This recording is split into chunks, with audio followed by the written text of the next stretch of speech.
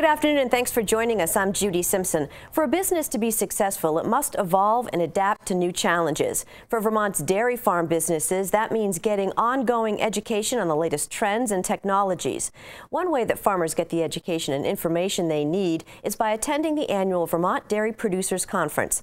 The 2017 Dairy Producers Conference is coming up on February 21st at the Sheridan Conference Center in Burlington.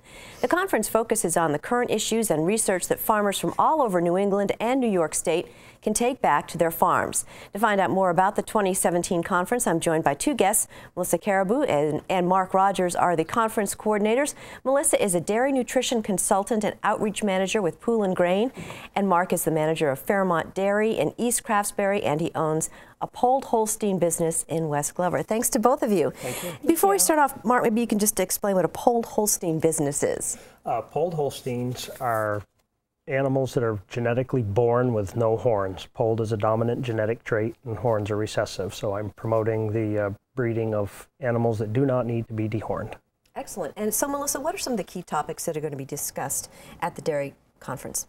Yeah, so we're going to have lots of great speakers at the conference this year. We'll have someone to talk about how farmers can handle the hot days of summer and management strategies to keep the cows cool and comfortable as the number of hot days may increase in summers to come.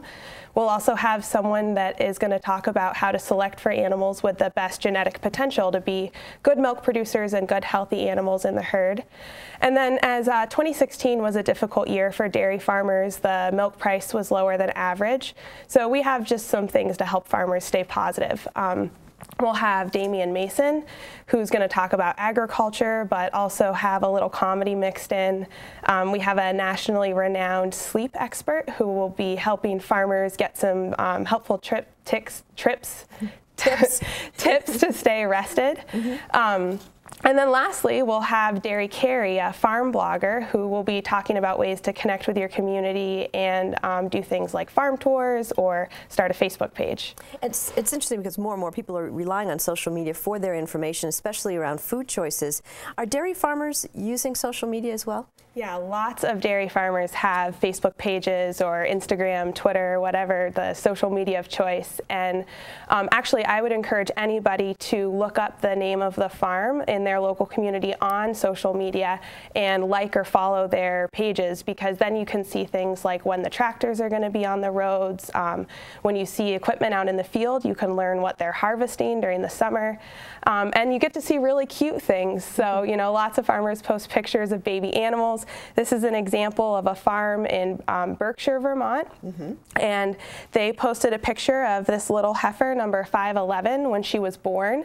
And then they gave updates throughout her life. And so the first one was when she was only a month old and with her friends. And then about 6 months later, she was 208 days old in a new pen with a whole different group of animals. And so they could follow her throughout her life and see what it's like to grow up on a farm for a cow.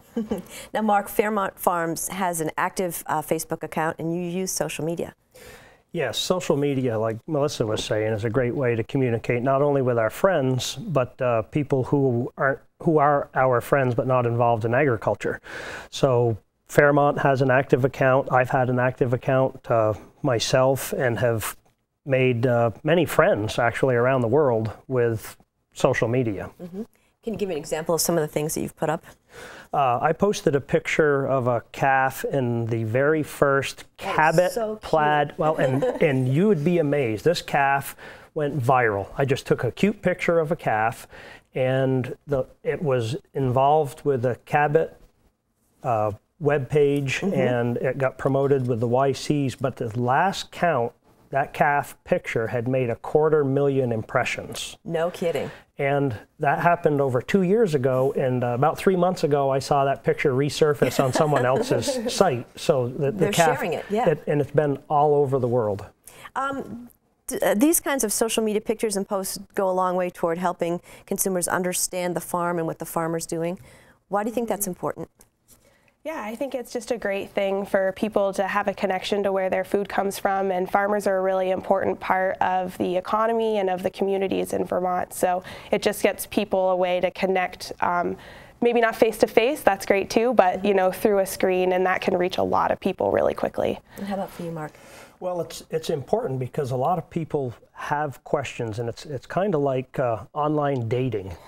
You feel more free to ask a question. There's less pressure, there's less intimidation. So it's actually a more comfortable way for a consumer or people who don't understand to ask a question. Mm-hmm.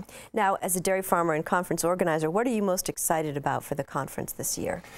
It's a really good opportunity for nationally renowned speakers to come to our little state, and so that my friends and neighbors can enjoy knowledge, information, humor, the good things that we need to kind of revitalize ourselves. Sometimes it causes us to remember things we already knew, but sometimes we're learning some new information to make our jobs easier or better. And sometimes it's as simple as maybe we need to get a little more sleep. Can you give me an example of some of the other guests that are going to be coming to the conference? We're fortunate that every year the sitting governor of the state speaks to our conference, and that's something that's unique within the United States, that we have a dairy conference and our governor understands the importance of the dairy business enough to speak to our group. And we've also been fortunate that the Secretary of Agriculture always speaks, so we're very pleased that both Phil Scott and Anson Tebbetts will be with us this year. Mm-hmm.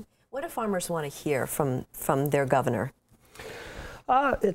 They like to hear that we care. Mm-hmm. We are such a small part of the population, and sometimes it's easy for farms to be cast as the scapegoats in particular things, and sometimes we don't feel like we're maybe as appreciated as we could be or should be, and it's nice to hear from our leaders that we really are appreciated.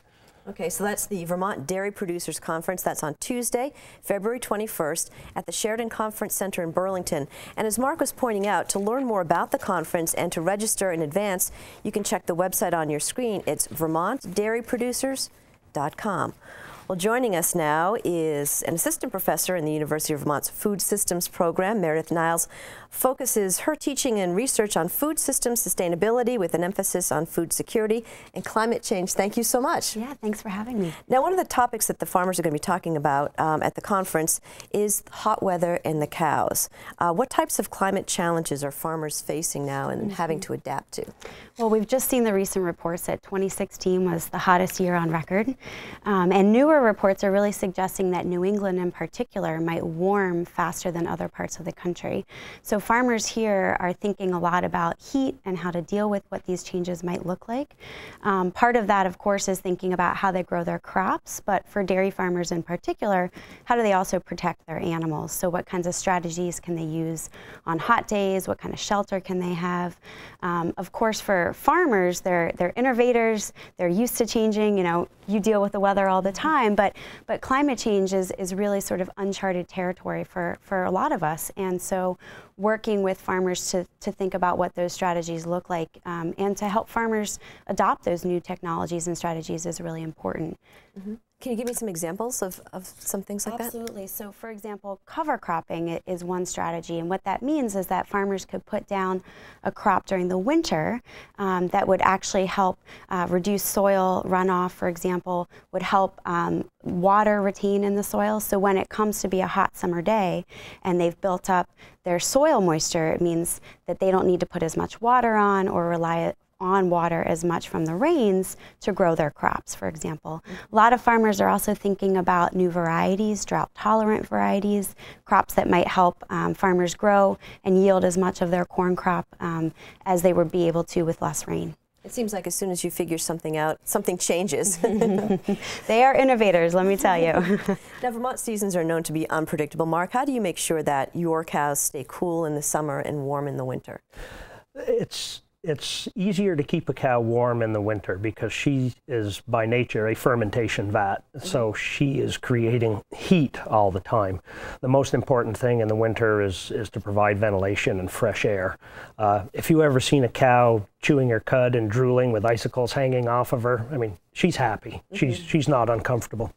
So heat stress, because cows' particular comfort zone is left when the temperature gets over 65 degrees. Oh, really? So we've incorporated, excuse me, fans into our buildings, and we also have just 4 rows of cows in the barn versus 6. Our sidewalls open, they're thermostatically controlled, and so we try to provide as much fresh air, ventilation, fresh water as possible. There's also certain things you can do within the diet because this cow is a fermentation vat and producing heat. We can actually create a diet that produces less heat within the cow. Now, Meredith, projections show that the world population is going to reach 9 billion by 2050. That means that farmers are going to be even more important to providing sustainable food supply. What are some ways that dairy farmers are becoming more efficient and sustainable with their land and their resources? Well, first of all, I think it's important to recognize over the decades we have much more efficient food supply, especially on dairy. So we can produce the same gallon of milk with 65% less water, for example. The dairy industry has also been pretty progressive in terms of setting clear goals to reduce their environmental impact. So the U.S. dairy organizations have committed to reducing greenhouse gas emissions 25%, for example, by 2020. Vermont has a great role to play in that. Vermont actually has more methane digesters on their farms than the entire state of California. Really? Very surprising, but great fact. But of course, when we think about sustainability moving forward, it's not just about environmental sustainability. We need to also be thinking about economic sustainability for farmers, affordable food for consumers, and doing things with science and technology that's socially appropriate and that consumers are willing to accept. So it's really thinking about all of those things, but the dairy industry in Vermont has been very progressive in thinking about some of those strategies moving forward. Now, you also do research on food systems. Can you give me an example? Sure. Well, one great project here in Vermont, actually, from a systems perspective, this is more on the food security side. We are looking at how, after Tropical Storm Irene, communities that were affected by this responded and what impact that had on their food systems and their food security. And so how did communities come together, and what did it take for communities to come together and to respond to that extreme event so that we can plan for the future and hopefully not have such an extreme event in the future. So really working with not just farmers, but also people in the community, and people at the state level as well to understand responses. Now, Mark, you're a 5th-generation farmer. What progress has made on your farm that has helped you to farm in a more sustainable way? Some of the things that Meredith mentioned, cover crops and doing some of the more progressive new technologies, that some of which we'll learn about at conferences, we incorporate because it's better for the environment, it's better for the animals, and it's better for the farmer. You know, any of the perceived runoff issues or even the greenhouse gases, they represent loss of income to the farmer also. So we're trying to mitigate those for many reasons. It's our best interest to keep waste at a minimum and do a great job. Because that is actually a resource for you. I mean, you use that waste again as fertilizer. Exactly. It is a valuable resource to us, and its use is not taken lightly. And so is that one of the things that you're going to be talking about at the conference, is some of these issues as well? Some of these specific issues have been talked about in the past. We're going to be talking more about animal health this particular conference, which is also paramount as we become more and more conscious of the best way to treat our animals and maintain our animals so that they're in the best climate and environment that we can provide for them. Is that one of the things that you hear from people's Facebook posts about the animals? Yes, and that's why a picture of a cute calf got 250,000 impressions. It wasn't a big tractor, it wasn't a detailed analysis of some research study. It's a cute calf. People want to know, because everybody knows a puppy, a kitty, or a horse or something else, and they want to know the animals are being treated well. Excellent. Well, just before we go, I want to remind folks that the Vermont Dairy Producers Conference will be held Tuesday, February 21st at the Sheridan Conference Center in Burlington. And for more information or to register, you can click on the website vermontdairyproducers.com. Thanks so much for joining us today. Thank you. Thank you. That's our program for today. I'm Judy Simpson. We'll see you again next time on Across the Fence.